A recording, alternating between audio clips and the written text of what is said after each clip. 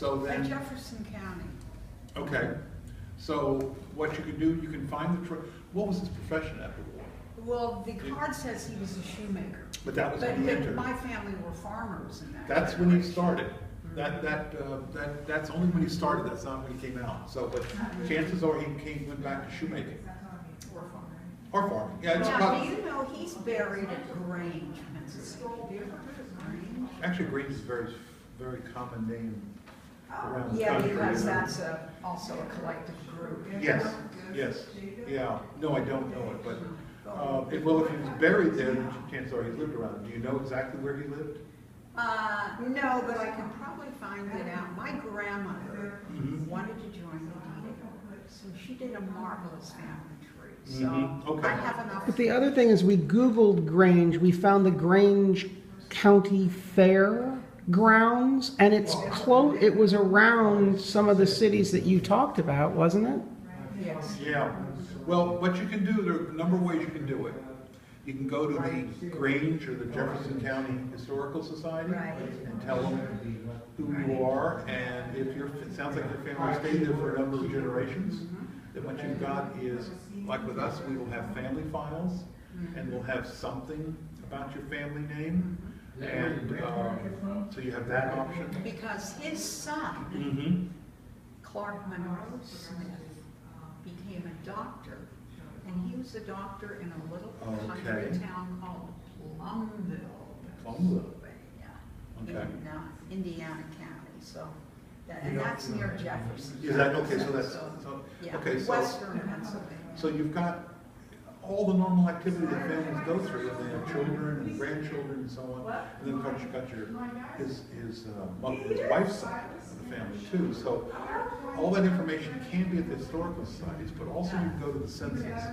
1870. Okay. You can even go to well, since you already have a genealogy, then you know who his parents are, and you probably know who his. But you can look at the 1870 census and the 1860 census and see where he's living. Okay. How old was he when he was enlisted? It looks like he was 24 when he was discharged, maybe?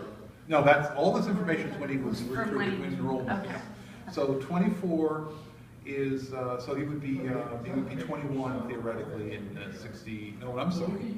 He would be 21 in 61. Okay, so he'd be 23. He may or may not be living with his parents. So he wasn't married when he enlisted. No, it's so. Because it says when he married Annie Engelbaum. Well, chances are 1860 he's living at home. Well, but you'll probably be able to find him in Jefferson County. And then so you'll know either whether he's living alone or living with his wife, or living with his parents, or living in a boarding house. So the census databases and Yeah, and they're free. They're free. So you go to 1860, then you go to 1870, you'll start seeing children, and then 1880, and then whenever he died, you'll see. That's of course the basics of genealogy as well. So you'll be able to tell that, and the pension information will tend to confirm that, because many times they'll have postal information about where the checks are being sent. And so, and sometimes you'll even have, when a man dies, the postman carries the pension check to the house. If he finds out that he's dead, he won't deliver the check. He'll send the check back, and sometimes there'll be little indications in the file that says the postman returned the check like 3 days after the death. You know, so it's the mechanism they use.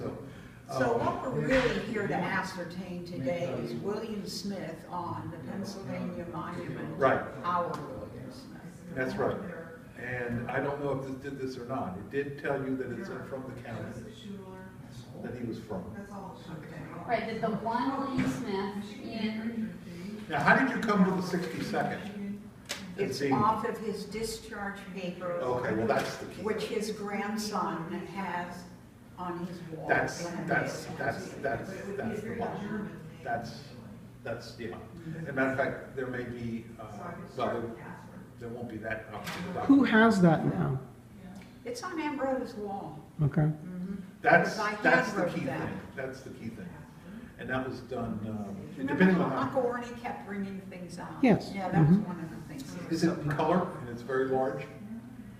It's so faded now. Oh, It okay. may have some tint in the background. of But course that's, the letters that's are the black. proof, that's Yeah. proof you got.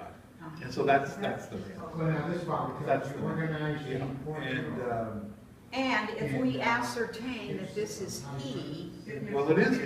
it is, Yes. can we assume that on the Pennsylvania monument with those coordinates, that Oh, that yeah. name Williams? Absolutely. Because I want my grandson, You can see great where that grandson, to come here. Mm-hmm. So it's gonna be. Oh, yeah, I can't see any reason, yeah, because you've got, fundamentally, you've got a discharge, Mhm. okay?